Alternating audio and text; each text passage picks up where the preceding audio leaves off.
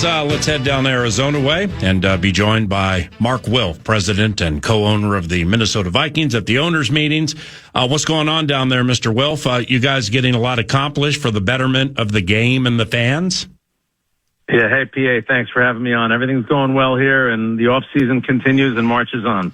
And with a lot of these meetings, and whether we're reading about dynamic kickoff or refs and people hired and things like that, end of the equation, the betterment of the game and the enjoyment of the fan, that is the A topic at the owners' meetings, right? Always is, and it is a great game. And one thing about the NFL, never afraid to change, evolve, modernize for the fans, for the health and wellness of the players, and always doing tweaks to rules and whatever to make the game as exciting as we all know it is. When I say this tongue in cheek, when you're at the owners' meetings and talking to Jerry Jones, does one get a word in edgewise? Mr. Jones has some filibuster to him.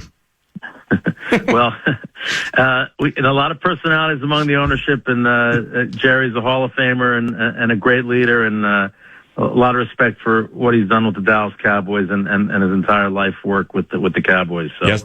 But great to represent the Minnesota Vikings here for sure. Yes, sir. Mark Wilf, team president and co-owner from the owners' meetings. And I'm not breaking news here, Mark, but your Vikings are quite popular worldwide. So when do we get to Australia or Barcelona for games? Well, we're certainly supportive of all the international efforts the NFL's made. The game has grown dramatically. Of course, we were in Dublin and London last season, and it was a great experience. And we've really enjoyed supporting the international efforts of the NFL. And I know it's growing. We're going to Australia this year. I think the 49ers and Rams are playing. Yep. Other markets, so it continues to grow. Well, all the way back to 2013 when we were at Wembley and the squad beat Ben Roethlisberger in Pittsburgh. It goes back even further. The Vikings have, I believe, they played the first preseason game in Europe in the 80s. So our connection to international games is long-standing, and we really support the effort. So overall, from a business aspect, Mark, what do you like about international games? Well, I think it just grows the fan base, the interest, the love of the game. So, of course, it's good for business. It's good for the growth of the game. And now in 2028, flag football is going to be a Olympic sport. So flag football participation, for instance, internationally has grown dramatically. And so both boys and girls, everyone's playing football in various forms. And just the growth and the support of the game is something the NFL is great for business, but it's also great for our fans and to connect to the game and to love the game the rest of their lives and watch the Vikings and all the rest. Well, how about that, boss? The league is getting behind a professional flag football league that'll start in 2028 for men and women. Is flag football the fastest growing sport in America? Certainly growing very dramatically. Millions of young people, particularly young girls, are playing quite a bit. In fact, in Minnesota, the growth has been dramatic. Over 100 high schools now have flag football. Wow. That's grown dramatically, and we're making a big effort to have Minnesota hopefully sanction flag football. 18 states already have. 19 of the 20 biggest cities in Minnesota have it. So this is a way for building confidence, building self-esteem, connecting with teammates. Team sports is a great way for kids to learn and grow. So we are so supportive, and I know the NFL's leaning in very big way into flag football, and we're very supportive of it. Well, Mark, that's amazing. I mean, the growth of Minnesota's girls' high school flag football leagues, because, I mean, I remember chatting about it, 5 years ago, 4 years ago, like when it started, maybe a little long. When did you guys start this? I mean, it's been 4 or 5 years at least where we've been into it. We have Andrew Miller, our entire business staff, Brett Tabor, and others in our staff really leading the charge, working with the local school districts, getting the programs up and running. And so we're just part of a national and even international movement where millions of young people are playing. So you'll see more of it. The flag football in the Olympics is going to be exciting for 28, and hopefully in 32 in Brisbane. And a lot of work by the NFL, and we're, again, very supportive of it. This is Mark Wilf from Arizona in the owners' meetings. He's the president and co-owner of the Minnesota Vikings. And with this new professional endeavor, flag football for men and women, I mean, it gives athletic hope to all men and all women. So here's the question. What position would you play on a flag football team? Now, that's a good question. I don't know if I have the moves for wide receiver, but I'd have to try them all and get back to you on that. Maybe the arm still has a little bit left in it, so we'll try that. I will tell you this. You'd be surprised. People assume that tackle football, traditional football, is the same as flag football. There are, of course, a lot of similarities, but there's an elusiveness and speediness needed that's kind of unique to flag football. So kind of a different skill set. So it'll be interesting to see how the development of the athletes go and who's going to be great at it and who's not. But there's already tremendous excitement among all the teams out there. Well, I mean, you don't have to tell your brother Ziggy about that. I mean, he seems like a game-changing running back with sweet moves at the point of attack in flag football with Ziggy. That sounds about right, doesn't it? There you go. Well, listen, we'll stick to the main sport, cheering on from the sidelines and trying to provide resources to get a championship. That's what we're all about. Hey, Mark, do you think Minneapolis gets to host the 2028 draft? And what's the process after submitting the bid? Well, again, Minnesota and the business community and the entire community really comes out and supports the big event. We had Super Bowl 52, as you know, at U.S. Bank Stadium, the finest stadium in the world. So we're working with league officials to try to figure out the venue, and we're working hard towards trying to win the bid for the 2028 draft. As you know, coming up this later in April, it's going to be in Pittsburgh and Washington next year. So we're shooting for Minnesota. We think we've got a great chance. Great companies like U.S. Bank, Ecolab, Medtronic, their CEOs are chairing the committee along with us, and we're very supportive of making sure the bid is as top-notch as it can be and hopefully bring another great event to Minnesota. Hey, as we approach the 2026 season, pretty cool quarterback room you have, wouldn't you say? I mean, as a co-owner, when you hear Kyler Murray and $1 million and change, that has to sound okay, right, for a former first overall pick in the draft?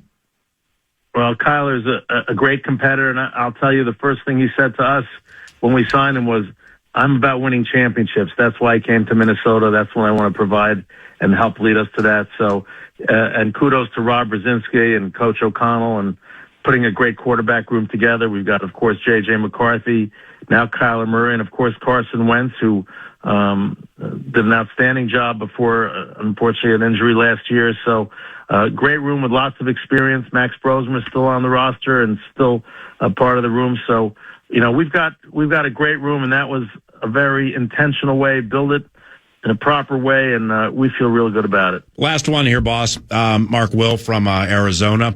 You mentioned the name Brzezinski. That's Rob Brzezinski, Executive Vice President of Football Operations. He and his assistant, as we mentioned yesterday with Rob, Emily Battis, and the rest of the cast do such a good job. He's the acting general manager, and Rob's so smart and calm and has an awesome relationship with the head coach. So how much do those traits matter to you for a role like that? Hugely important, really stabilize the entire operation given the transition. And so we're very grateful to Rob and his whole team in terms of how they're going about decisions and bringing the entire personnel and coaching group together and getting input and really leading. And so, you know, he's been with us since we purchased the team in 2005, and he's been in the NFL for over 30 years. So Rob's a seasoned veteran. You said it exactly right. Smart, a collaborator, and brings great decision-making to the entire room. So we're focused 100% on this draft. We've got 9 picks. We're super excited about that. And we're really excited about the season ahead and looking forward to adding to the roster in the draft coming up. Mark, great chat, great information. Enjoy your stay down there. Safe travels back home, and thanks for the talk, okay? Thanks, PA. Skol Vikings. Yes, sir. See you later. Mark Wilf, president and co-owner of the Minnesota Vikings from the owners' meetings in Scottsdale, Arizona. All right. When we return, we pay off the Tuesday portion of the equation for a sequence of draft-related chats that we concocted over the weekend and started yesterday. Yesterday was the Monday mock. Today is Twofer Tuesday. Tomorrow, Wild Card Wednesday, and Thursday is Thirsty Thursday. Players for whom you thirst on the Minnesota Vikings. We also have talkbacks that we're going to be dropping in a remainder of the show. And go to the free iHeart Audio app on the microphone. You get up to 30 seconds. Create whatever talker or take you desire. But we said at the beginning of the show, it's that time of the year, and you're listening to 9 to Noon, so inherently that makes you an elite draft and football mind. Is there a player, or who do you want the Minnesota Vikings to select at 18? You can lean into that or create your own talker, and we have a nice prize to be given away at the end of the radio show.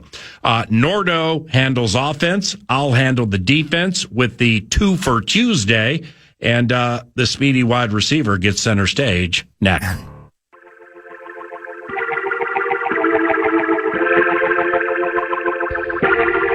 Hey PA, it's Andy from St. Anthony, and here is my take on the 2026 draft. If we want to be flashy but with a high price, we trade up for J-Love to bolster our run game, which is much needed. But if we want to make an underrated pick but with high impact, we should draft center Jay Slaughter. Ooh. That's my take. Don't know what it's worth, but probably about 2 cents. Thanks. Now I'm going to go ahead and put a bunch of zeros behind that take, make it a $2,000 take, especially the center portion of the equation. Now, you may not be right, but you went outside the box, which always is appreciated 9 to Noon. Regarding the first part of the equation, as you will hear about an hour from now, from elite draft analyst Jordan Reed from ESPN, longtime friend of 9 to Noons. To get Jeremiah Love from Notre Dame, I mean, you're going to have to go to 5 or 4. Yeah. And that's just too much to give up when you got spots you need to fill. Well, to Andy's point, that would be flashy, wouldn't it? That would be flashy. That'd be a flashy and a high price move, no doubt. But it may be flashy. The question is, would it be prudent? Blah, blah, blah, blah, blah. Twofer Tuesday, Nordo handles offense. I'll handle the defense portion of the equation 40 minutes from now, following News Du Gordo. And for those of you who missed the Pat Micheletti interview at about 9:20. Yeah, by the way, let's just get this out of the way here. Gordo. That's what Pat Micheletti called me. Yeah. I'm going to ask Google Translate real quick. Hey, what does Gordo stand for? Or what does that translate to in English? Fat. I always Come on! It does. Nick. Gordo means fat in Spanish. Unbelievable. I didn't think we had a problem until he accidentally called Pat Micheletti, accidentally called the producer Gordo, and then followed it up by calling me Pablito, saying, no tengo tiempo para Frozen 4. So maybe there was some type of intonation in there from the man on the mural. But if only for a show and not because of the Spanish take on the equation, the Spanish translation of the equation. He's Gordo. I am indeed Gordo. One more talk back here. This is Tony from Chisholm, Minnesota. I want the Vikings to trade back and get more picks in the later rounds. That's what I want. And then the trade back, and if Peter Woods is there, take him. Or just take the best player available. Those are both courtesy of the free iHeart Radio app, by the way, because it's a Talker Tuesday. You're going to hear a thought from me momentarily as part of the Twofer Tuesday, but Talkback and Talker Tuesdays, one of you at the end of the show is going to win a spot in the Northern Fire Grilling and Barbecue Supply Brisket Boot Camp. It's Saturday, May 30th from 5 to 7 p.m. at Northern Fire in Minnetonka. It's a $100 value, and you're going to walk into that place ready for fun with tastings and maybe a couple of beverages. You're going to walk out knowing how to make a championship quality barbecue beef brisket. So that's what the talkbacks are for today. Keep them coming. Now, as we get to this here.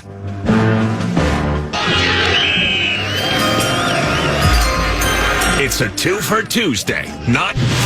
It's a Twofer Tuesday, 9 to noon. All right, as part of Twofer Tuesday, you're going to handle a defensive player, I believe, at the top of the hour, PA, and I went offense with mine, and I'm just kind of taking a peek at my favorite football team and all those picks. You heard of the owner's pumped, 9 draft picks. including 4 in the top 100. This team needs a skill player. This team needs a potential playmaker. And maybe they get one on Friday night of the draft. The play clock winding down quickly. Miller wants to throw it to the end zone for the touchdown. Bryce Lance reels it in, and NDSU strikes first. Another of Trey Lance. He's not a quarterback, he's a wide receiver, and he's a dynamic one at that. Well, they said, Dynamic. Thank you, Fargo. Dynamic indeed. Fargo Dome, go crazy. Bryce Lance, wide receiver out of North Dakota State University. It is indeed Bison with a Z. Team needs a receiver. And I still have to imagine that they will find their way to some sort of wily veteran. Sometime, it could happen this afternoon or it could happen somewhere near training camp. A veteran that's got a little grit to him, maybe from a run blocking perspective, a contributor, somebody with experience, most certainly. But as of now, this wide receiving core with your favorite team, and PA mentioned in the open, it was announced or reported yesterday from those owners' meetings in Arizona that the Vikings do intend to pick up that 5th-year option on Jordan Addison. So I think that's a guaranteed 2027 salary. Let's just call it $17 or $18 million. I think it's 18. But as of now, your wide receivers for the Vikings include Justin Jefferson, Jordan Addison, Ty Felton, and then what? Joaquin Davis, Jayshon Jones, Dante Fleming. 3 names, by the way, that may be familiar via training camp, familiar via preseason games and the practice squad, but not familiar in terms of Vikings playing NFL games. And sure, Miles Price caught nearly 200 balls at Texas Tech and Indiana.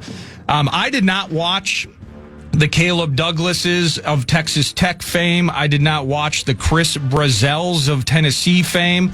I picked Trey Lance because it was a name I was familiar with. Marshall Tigers go crazy, Minnesota's own, brother of Trey. But he's 6'3", 209. He ran a 4.34 at the combine and has a 41-inch vertical. Bryce Lance, emerging from obscurity. And there are actually a lot of similarities here, not just because they went to the same school, but if you look at kind of the emergence and then the, wow, this guy can fly, there are some similarities between his trajectory at NDSU and Christian Watson's trajectory at NDSU. Eventually, I believe Watson was a second-round pick, early day 2 selection by the Pack. Back-to-back 1,000-yard seasons at NDSU. He had 17 touchdowns in 2024, had 8 receiving TDs last year, also had a 75-yard scoring run for the Bison. This kid's just an athlete. And just thinking about it, I mentioned Jefferson and Addison. If this team walks away from draft weekend with a receiver, I feel like first round, that's a heck of a lot of equity to have in one position group. 7th round, are we just throwing darts at a board? I think somewhere late day 2 is probably the feel-good spot for a receiver. I mentioned the fact that they have 4 selections in the first 100 picks. I think that's the first 97 to be exact. Well, starting day 2, they don't have, or day 3, they don't have a 4th-round pick. So it's either you get them late Friday night, or maybe Rob gets tricky, moves his chess pieces around the board. But other than that, you might be waiting a while on Saturday, and a guy like Bryce Lance might not be around. Elite athlete. I mentioned the 41-inch vertical, the combine time, the 40, and just his 10-yard split's insane. And he lacks polish. It's the same conversation that was had when Christian Watson came out of NDSU. Played in FCS, so the competition level. Is he a 1 or 2 trick pony? That he's a field stretcher? Needs development in expanding the route tree? All of those conversations that were had about Christian Watson several years ago, I believe, are in the midst of being had with Bryce Lance, or about Bryce Lance. So just some things here that I dabbled into from a pros and cons, the strength and weaknesses here. Of course, we're talking about Bryce Lance as part of a... It's a Twofer Tuesday, 9 to noon. And by the way, talkbacks and text, free iHeartRadio app. If you think, well, come on, Nords, that's a terrible idea. Don't need Bryce Lance on this team, or cosign. Love this idea. Maybe it's pick 97, or maybe if we can maneuver into day 3, maybe he's available in the 5th round and we take a flyer on him. Talkbacks, texts. You're the elite draft minds.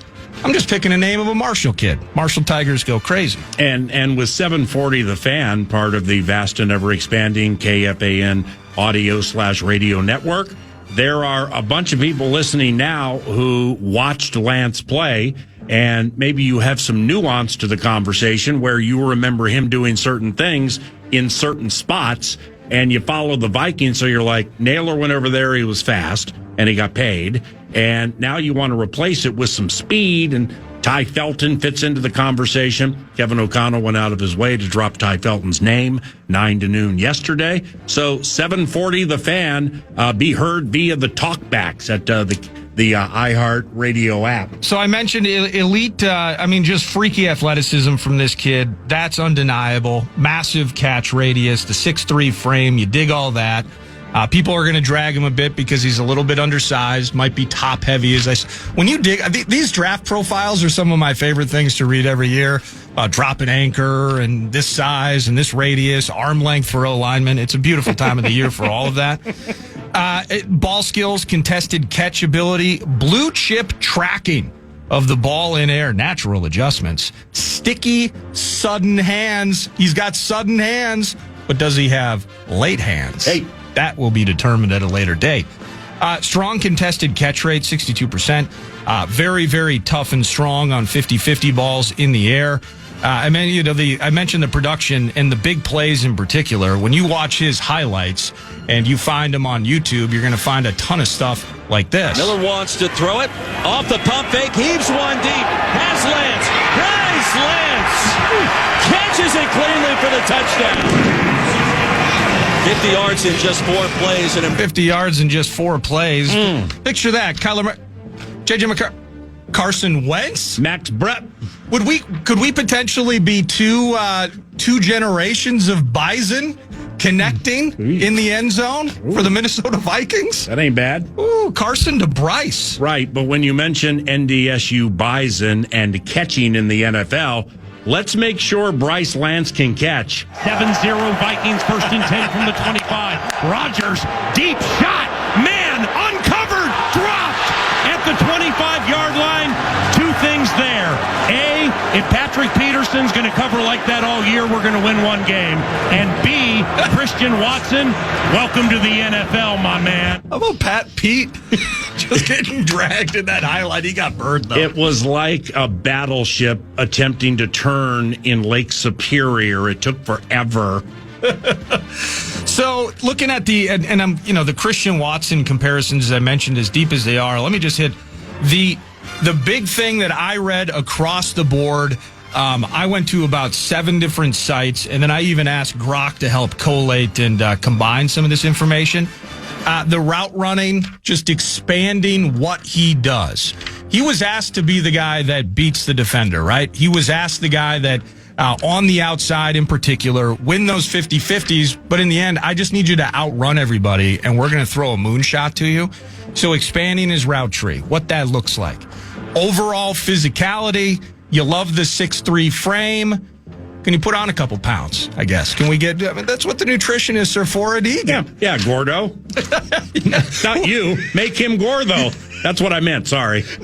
No tengo tiempo para Pablito. Hey, if Bryce Lance comes here, I got 10 pounds I can give him. There's no problem. I'd be happy to do so. I'll give him 15. Look what Micheletti started, man. Now it's all of a sudden a self-fulfilling prophecy. Well, in the world of Freudian slips, he said this. Gordo. And it means... Fat. Pat make 2626. But why did he call... He's a soothsayer. Does he work with a Gordon or a Gordy or something? Like, why did he drop Gordo? We can understand when John in Minneapolis used to call the radio show and he kept calling you Nord Quick. We understood that for about 2.5 years. I hope everything's good with John in Minneapolis. We haven't gotten his calls in years. I don't understand the Gordo part of the equation. Yeah, I think it's a nickname. There was a texter, and I'm just going to roll with it because I love the guy. Gordo, somebody put in 64686, is one of Jordan Leopold's nicknames. What? Post hockey, right? Leo. No, Leo, his belly's full. All right. We've gone off the rails with Twofer Tuesday. That's okay. Like the twofer actually involves alcoholic beverages being imbibed during the course of the 9 to nooner. Well, I'm still trying to figure out what Thirsty Thursday means, so I might be completely off target and out of bounds by the time we get to Thursday. The competition level, FCS, Bryce Lance, wide receiver, NDSU, playing for those playing against lower quality competition. He's not facing the elite shutdown SEC corners, and maybe he's given more space and more opportunity. This guy is just a freaking athlete. I mean, just watch some of that's really what they're buying here, the Vikings are. Mm-hmm. If they believe they can get him into a room that includes Justin Jefferson, that includes Jordan Addison, that includes a coach that has an opportunity to mold this guy, and I'm pretty sure we like our coach of the wide receiver room, so you feel good about some development opportunities here.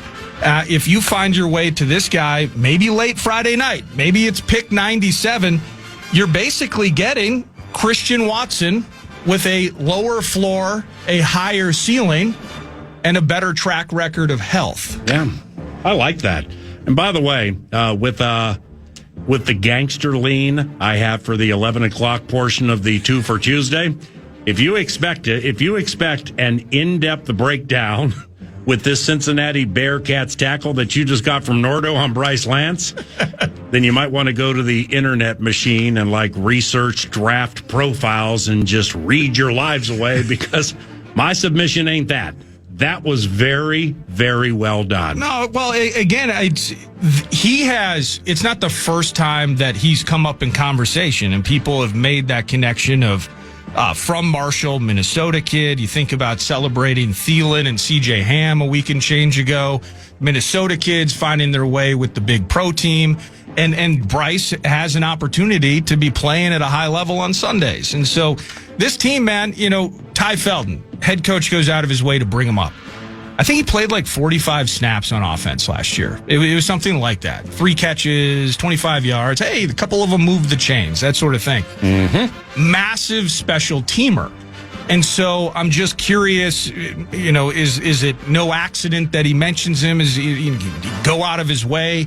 But what does that development into year 2 look like? Because as I was reading through the depth chart at the front end of this thing, we kind of need Ty Felton to find his way to becoming a thing, right? Mm-hmm. And so when I look at the Jayshon Jones, I look at some of the practice squad cats that haven't been able to latch on, I do wonder, it's not necessarily that in a vacuum they can't go out and run that Naylor route and provide a complement to Jefferson and Addison. It's probably the special teams aspect of it. It's probably the totality of their game and what they can get maybe mentally in the offensive scheme combined with their ability to contribute in other areas. Ty Felton, was he on all those special teams because he was really, really good at it?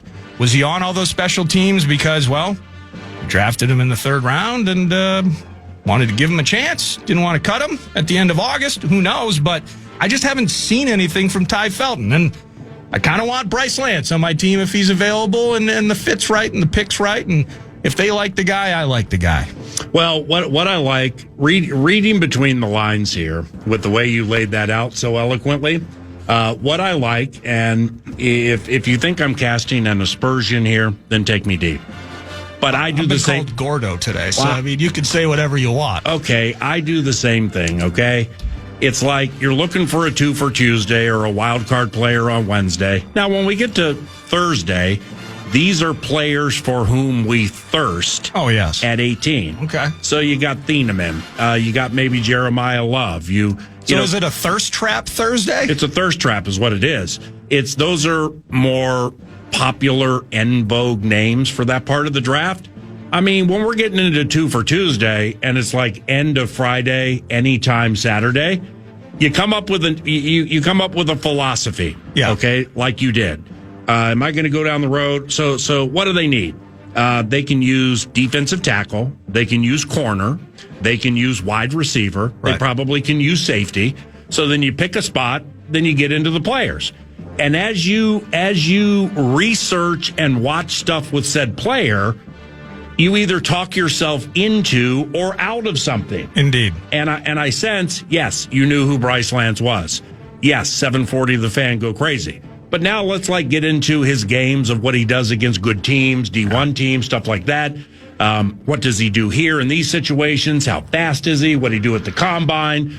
And, can it be provincial? Because that always will win. Yes. 9 to noon. So it sounds to me like you came into it wide-eyed and with an open mind. That is correct. With the willingness to be like, this ain't it. This ain't going to be my twofer. I hadn't watched a video of Bryce Lance until 2 weeks ago. Right. That's it. Well, wait till we get to 11 o'clock and I talk about the nose tackle. I had no idea had blood clots in his lungs until about 4 hours ago. But I'm still talking about him. But I think we can handle that. He doesn't drop balls. He runs exceptionally fast. Mm-hmm. He has the arms and the length and the athleticism that I love. He's long and athletic. That always plays in Minnesota. Absolutely. And again, for the 5th time. Marshall Tigers go crazy. Yeah, that made a lot of sense. I like how you laid it out. Now, FIDA, Fairness and Twofer conversation. Yeah. Fairness and Twofer Act, FIDA. I do believe, riding discernment for whatever that's worth. I do think the Vikings will sign a veteran receiver. Yep, I think so too. So it's like, I was on that Juwan Jennings train a couple of months ago, and I meant it. I think they like him too. Is he still available? Yes. I don't think anybody, came to the conclusion with this young man who formerly was with the San Francisco 49ers, Juwan Jennings. I don't think anybody thought he was going to try to get paid like Jerry Rice. I always love that one. I mean, can we start at John Taylor? I always love that one. And then move from there? So he's still there simply because he's not budging from his demands from what I understand. I'm not saying he's out, but I think it's a long shot for him to be in. So when you're balling on a budget, I do believe there will be a veteran receiver signed somewhere in the equation. I totally agree. But that doesn't mean you can't draft Lance from North Dakota State University and work him into the equation and shoot. That's why you have rookie camp, mandatory mini camp, and training camp, joint practices, and preseason games. Go ahead and win the job. I mean, he can win the job, or maybe it's a 3-way timeshare between DeAndre Hop. Maybe it's a 3-way timeshare between the veteran receiver Ty Felton and Lance. Yeah. Or, I don't know, maybe this tight end, Eli Stowers. I always love that one. From Vanderbilt. You can set him out wide, play him in the slot, play him wide. Maybe the Vandy kid's in the equation. He's part of the mix. Well, a lot of people have been asking, and maybe it'll come up on Thirsty Thursday, that Oregon tight end, was it Kenyon Sadiq, I believe? Yeah. Go Ducks. Yeah. Well, we have Gavin Bartholomew. You homer! So I think we're too heavy at that position right now. So what you're saying is you want me to book former Oregon kicker Atticus Sappington on Thursday to tell us everything we need to know about Thieneman and Kenyon Sadiq? I'm in on that. We can do that. And by the way, Atticus, how about if you don't go to the Packers or Bears? That would be really please. cool. That's the first installment of Twofer Tuesday. The second installment about 15, 20 minutes from now. That's followed by Jordan Reed from ESPN. His opinion matters on the draft more than ours. And he will comment on our Twofer players, including Bryce Lance and the one I unfurl 15, 20 minutes from now. News du Gore, though, is next. Gordo. Fat.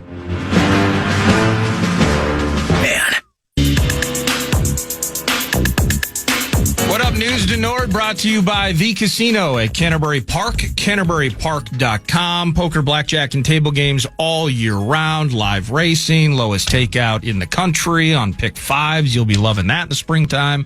You got music. Yeah, what else can they do for you? Well, first step, just go to CanterburyPark.com and learn more about the greatest spot in Shakopee. And one of the great spots apparently was a bathroom at American Airlines Arena last night as Anthony Edwards was a bit slow to go. Suddenly Mike Conley's in the starting lineup. Nature calls, says the head coach, who's joining us, it sounds like, tomorrow morning. Excited to hear from Finchy. But in the end, Ant found his way to the court, and he found his way to the bucket. Set and shoot here. Julius Randle. The corner. Edwards has it, spins on Crispy, fires on the three, and drains it. It's a triple for Anthony Edwards. That's his second of the night. How about that footwork? Incredible job to take that pass and shed the defender and step back to the three and knock it down. Oh, flag got stripped inside. Here comes Ayo on the move. Up to Edwards. Look out! A right-handed flush for Edwards. His second dunk of the night. Ayo just injecting pace into this game. Yeah, as part of that victory last night, the Minnesota Timberwolves 124-94 just beat the Mavs by 30. Oh, Chris Middleton's playing for them now. That's just weird. Anyway, Ayo DeSumo, I think, Ant did his thing, and that's great. He found his way to, I believe, 17 points, a couple of triples, a couple of nice dunks. Dig that. But Ayo DeSumo, really the story of last night, PA. 18 points, 15 boards, 12 dimes. Even threw in a 3-pack of steals. LFL style. We call that filling the sheet last night was Ayo DeSumo. And you heard on the end of that highlight, now I've heard it a couple times, but Jim Pete on the call with Alan Horton, love his work, love his perspective about the energy that Ayo DeSumo is bringing to the floor when he's running things. Just kind of 10,000-foot view, whether it's specific to last night or just moving forward with Ayo. Wow, what a breath of fresh air this cat is. And you see nights like last night, and it gives you some optimism about him running the point moving forward. I think he's averaging 9-10 rebounds a game, maybe 8.5 to 9.5. And like rebounding guards? Yeah, well, no, for rebounds, period. Like the last 6 games or so. So this is consistent with DeSumo. That was the second triple-double he's had in his career. Regarding Ant, after the game, Chris Finch talking about Anthony missing the opening introductions. Mike Conley starts. Nature calls. Then to the game. Ant was awesome, man. His defense was outstanding. Just let the game come to him, stayed aggressive, made quicker decisions, and things looked kind of easy for him as a result. Chris Finch, 9 a.m. tomorrow, 9 to noon. Worrisome on the reports about Jaden McDaniels, just kind of the health front, PA, week to week, and just making sure he's ready for the postseason. Yeah. Just kind of peeking at Jaden's health and just hoping everything's fine for him, right? Yeah, from a depth standpoint, it's, when Jaden returns and you got Anthony back, okay, so DeSumo will go back to the bench, which is fine because with he and Naz Reid off the bench, I like that pop. But I don't want DeSumo's minutes to be cut dramatically. Yeah. So, we ain't getting back to high teens, low 20s. My man needs to play minimum 30 minutes a game. Maybe I'm dumb, but I think Ayo should start. I mean, but I mean, just like manage. Is it just because? Do you think DiVincenzo is better when he starts versus coming off the bench? Is it managing a personality thing? You were gone last week when I the way I posed it to Finch was, when Anthony returns, is there a chance Ayo starts? And all options are open, but he leaned the way of no, because with the starting 5, he knows what he's going to get from them. Specifically when the postseason begins. The on-ball defense for the Minnesota Timberwolves, for the most part, the last week and a half, 2 weeks, has been as good as I and we have seen in quite some time. It was unbelievable last night. I mean, Cooper Flagg caught it, or Nembhard caught it, or Max Christie or whomever caught it, and they were right up in their mix. So that really clicked and resonated. DeSumo is definitely part of that, and he's just he's wiry and he's spindly. And you mentioned he had those 3 steals, but he also tipped some balls away that went to Mavericks that almost were steals. I just think he's constantly busy on the court. Yeah. And I love that pace that he brings. Amen. But specifically with him and Naz Reid off the bench, that's a nice little 1-2 off the bench. I'm not saying they're going to go, they're going to play only 7 players, because they won't. But I liked Finch's answer last week. It made a lot of sense. And we're all following, of course, the fact that the Wolves are still locked into that 5 spot. It is a massive difference, I think, in terms of how you prepare for a Lakers series and a rejuvenated, refreshed LeBron and the Nuggets, who historically, I think, the Howl have matched up great against. Lakers in the 3, Nuggets got a game and a half on us in the 4, and we are a half game ahead of the Houston Rockets, who play tonight. Hope they lose. How about that? Well, I'm with you. Like if it had to be, you got a gun next to your head, and when the right answer is unfurled, you either have to be right or wrong here. I would lean the way of Denver. However, I watch the Lakers a fair amount, and they're steamrolling certain teams now that aren't playing defense. Okay. So the Lakers, it's Doncic for the weight loss and the active nature of his game, and he's just more spry than he's ever been in his career. He still wants nothing to do with defense. Now, he also was suspended last night because of technicals. So he's losing his mind game after game after game. Keep that in mind. Marcus Smart is a good defensive player, but he's seen his better days. And the intensity and what ramps up in the postseason, I think is going to be advantageous for the Minnesota Timberwolves, really against a team like the LA Lakers. DeAndre Ayton, when he wants to play, he'll grab 10 rebounds and score 15 points. Never been known as a shot blocker all of his career. And Rudy never has played better for my taste, specifically when it comes to offensive rebounding in certain situations, gaining position. Now, the flagrants, he almost got one last night. He elbowed Cooper Flagg. It was accidental. But if he gets one there, he's suspended 2 games. Yeah. So, he's up there with that. But I don't in any way fear the Los Angeles Lakers. The San Antonio Spurs and OKC to a certain extent, those two, I believe, are a class above everybody else. But Lakers, Nuggets, Rockets, whomever it is, including the Timberwolves, they have deficiencies that have to change in the postseason. Wolves, next up, they'll be at Detroit in a couple days, Looking forward to that. Twins lose yesterday 3-1 to the Kansas City Royals in KC. It was Matt Wallner. Nice to see him hitting a homer, but that was it for your Twins offense. Simeon Woods-Richardson gets the L. They chill today. 2 more in Kansas City before they come home to face Tampa on Friday. And then this last thing, I've been kind of talking to you about it off air. I'm just still trying to gather the understanding of what's going on with Pro Football Focus. Just announce we've maybe made jokes about how much PFF we utilize when crafting opinions, etc., regarding our favorite football team, or just how much is implemented in the way that we watch the NFL. We know it's a massive product, and you see it on TV all the time. The websites, the analytics, the player rankings is from a fantasy standpoint. And the PFF properties were sold to a company called Teamworks out of North Carolina, and they're buying the business side of it. So not the consumer-facing content that we use, the podcast, the media stuff, which is sadly why a lot of people are potentially being laid off from Pro Football Focus. But it's basically the intellectual property and the data tech that PFF uses. Teamworks, of course, is business to business. So they're selling this to football, or they're probably selling it to the Vikings. They're probably selling it to college football and other sports. So it's just something to bear in mind, and just kind of bears watching moving forward to find out more about how that impacts things. I know a lot of people love Pro Football Focus. It's sad news because they're, I'm not the biggest fan of certain facets of Pro Football Focus when it comes to how the media delivers it to the fans.